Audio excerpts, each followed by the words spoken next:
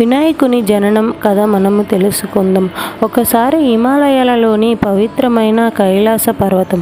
అక్కడ నివసిస్తున్నారు పరమశివుడు, అతని భార్య ప్రియమైన పార్వతీదేవి. ఒకరోజు పార్వతీదేవి స్నానం చేయబోతూ తన మనసులో ఒక చిన్న కోరిక కలిగింది. నన్ను కాపాడే నా సొంత కుమారుడు ఉంటే ఎంత బాగుంటుంది అని ఆ ఆలోచనతోనే తన శరీరంలోని పవిత్రమైన పసుపుతో ఒక చిన్న బాలుడిని ప్రేమగా సృష్టించింది. ఆ బాలుడు నెమ్మదిగా కళ్ళను తెరిచి అమ్మా అని పిలిచాడు. ఆ క్షణం ఒక్క మాటతో పార్వతి హృదయం ఆనందంతో నిండిపోయింది. ఆమె తన కుమారుడిని ప్రేమగా ఆలింగనం చేసుకుంది. నువ్వు నా కుమారుడవి అని ఆమె మృదువుగా చెప్పింది. నేను లోపల ఉన్నంత వరకు ఎవరిని లోపలికి అనుమతించకూడదు అని ఆజ్ఞాపించింది. ఆ చిన్న బాలుడు తన అమ్మ మాటను గౌరవంగా స్వీకరించాడు. ద్వారం వద్ద ధైర్యంగా కాపలాగా కాస్తున్నాడు. అంతలో పరమశివుడు అక్కడికి వచ్చాడు. శివ తన గృహంలోకి అడుగు పెట్టబోతూ ఒక చిన్న బాలుడు ఆయనను ఆపేశాడు. ఆగండి అని బాలుడు అన్నాడు. నా అమ్మ ఆజ్ఞ ఉంది, మీరు లోపలికి రాలేరు. శివుడు ఆశ్చర్యపోయాడు. నేను ఎవరో తెలుసా అని ప్రశ్నించాడు. కానీ ఆ బాలుడు భయపడలేదు. ఎవరైనా సరే నేను అనుమతించను అని ధైర్యంగా చెప్పాడు. ఆ చిన్న మాటలే పెద్ద సంఘర్షణకు దారితీశాయి. దేవతలు గణాలు వచ్చి ఆ బాలుడిని ఆపడానికి ప్రయత్నించారు.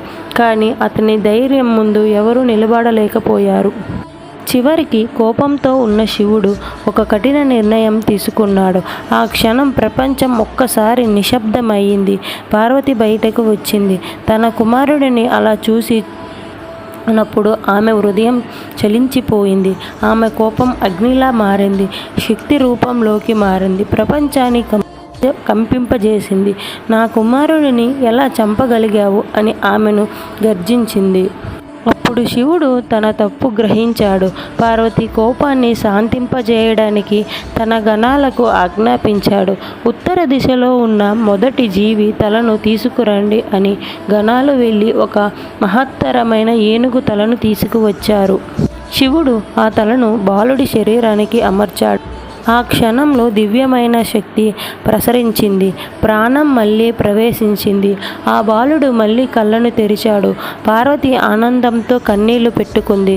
తన కుమారుడిని ఆలింగనం చేసుకుంది. శివుడు ఆశీర్వదిస్తూ అన్నాడు, నువ్వు ఇకపై గణపతి, గణాల నాయకుడవు. ప్రతి పూజకు ముందు నిన్నే మొదట పూజిస్తారు అని. అలా ఆ చిన్న బాలుడు ప్రపంచాన్ని, విఘ్నాలను తొలగించే దేవుడిగా మారాడు. అతడే గణేశుడు.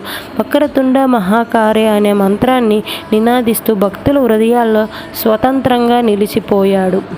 అలా ఒక తల్లి ప్రేమతో సృష్టించబడిన చిన్న బాలుడు ప్రపంచం మొత్తానికి విఘ్నాలను తొలగించే దేవుడిగా మారాడు.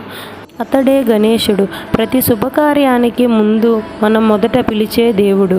మన మనసులోని భయాలను, అడ్డంకులను తొలగించే వినాయకుడు. వక్రతుండ మహాకార్య అని జపిస్తూ ఆయన ఆశీర్వాదంతో మన జీవితం కూడా అన్ని శుభాలు కలగాలని కోరుకుంటూ ఈ కథ ఇక్కడికి ముగిస్తున్నాను. వినాయకుడి ఆశీర్వాదం మీతో ఉండాలని కోరుకుంటూ ఇలాంటి మరిన్ని దైవ కథల కోసం మా ఛానల్ని సబ్స్క్రైబ్ చేయండి, ఫాలో అవ్వండి, లైక్ చేయండి. ధన్యవాదాలు.